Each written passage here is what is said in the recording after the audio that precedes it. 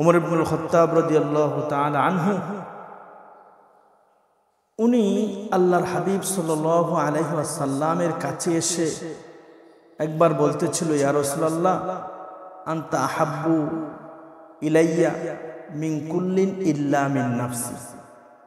ইয়া রাসূলুল্লাহ, আমি আপনাকে ভালোবাসি দুনিয়ার সব কিছুর চাইতে বেশি। আনতা আহাব্বা ইলাইয়া মিন কুল্লিন, এই দুনিয়াতে যা কিছু আছে সব চাইতে বেশি মোহাব্বত করি আমি আপনাকে,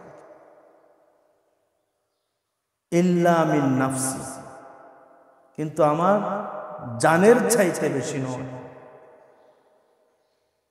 তো নবী আলাইহিস সালাতু ওয়াস সালাম সাথে সাথে উমর ইবনুল খাত্তাব রাদিয়াল্লাহু তাআলা আনহুকে বললেন, লা ওয়াল্লাযী নাফসি বিয়াদি হাত্তা কুনা আহাব্বা ইলাইকা মিন নাফসিক, ওই সত্তার কসম, মালিকের কসম, যার হাতে আমার জান, ততক্ষণ পর্যন্ত তুমি তোমার জীবনের চাইতে বেশি মোহাব্বত, বেশি ভালো না বাসবে, ততক্ষণ পর্যন্ত তুমি মুসলমান হতে পারবে।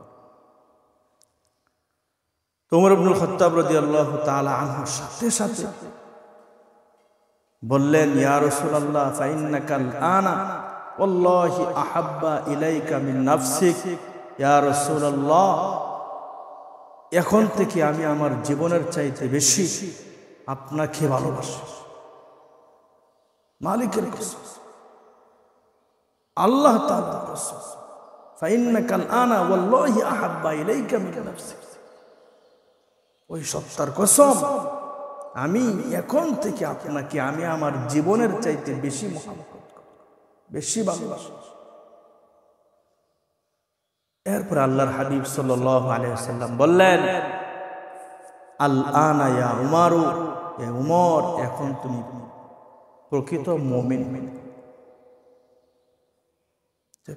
মুসলমান হওয়ার, প্রকৃত মুমিন হওয়ার নবী আলাইহিস সালাতু ওয়াস সালামের মোহাব্বত কতটুকু হতে হবে?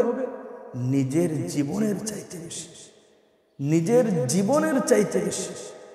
ধন দৌলত, আত্মীয় স্বজন, ছেলে মেয়ে, টাকা পয়সা, সম্পদ, সম্মান,